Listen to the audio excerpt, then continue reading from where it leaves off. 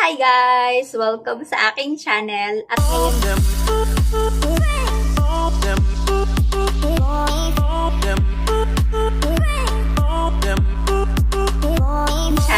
At ngayon guys ay galing ako sa Quezon City Hall, Quezon City, at nagtanong ako nung kuhaanan ng NBI kung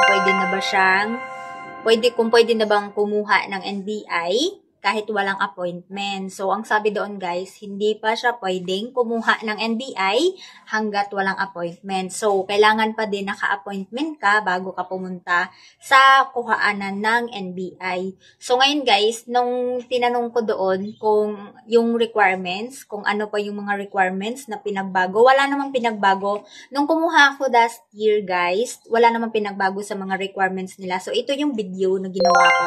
So, meron tayong dyan, kung step by step kung paano kumuha ng NBI. So, sundan nyo na lang siya guys.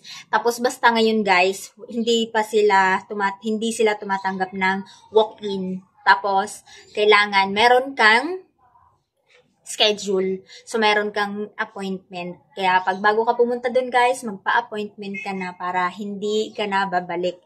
Kasi pagdating doon, pag wala ka appointment, hindi ka ipaprocess hanggat wala namang urgency. Ito yung NBI na nakuha ko last year. So, last year guys, ang sabi naman nung nagpa-process ng NBI, wala namang pinagkaiba ng mga requirements last year at saka ngayon. So, same pa rin naman daw, valid IDs, two valid IDs. Dun sa video ko guys, yan, panoorin nyo na lang. Kasi step by step yan guys. Ayun, picture, biometric, tapos bawal lang yung ganito na damit kasi kailangan medyo mag-t-shirt kayo or mag-polo kayo, mag-dress kayo, basta hindi ganito yung damit.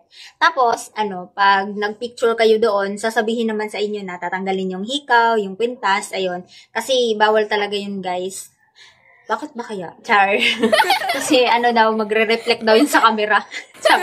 Pag nakakuha naman kayo nito, guys, mabilis lang. Kasi pag wala kang hit, dire-diretso lang yun. Kapag walang hit sa inyong pangalan, kapag wala kayong pangalan na may problema, after 15 to 30 minutes, makukuha nyo na yung ganito. So, ako guys, hindi na ako tumuloy kasi tinanong ko lang naman siya. Kasi nasa City Hall na kasi ako noon, kaya dumaan na din ako sa NBI office.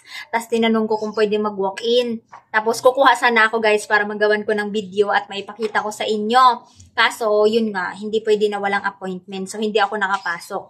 So, ganun din daw sa police clearance, police ID, kailangan ng appointment. Pero same lang din naman.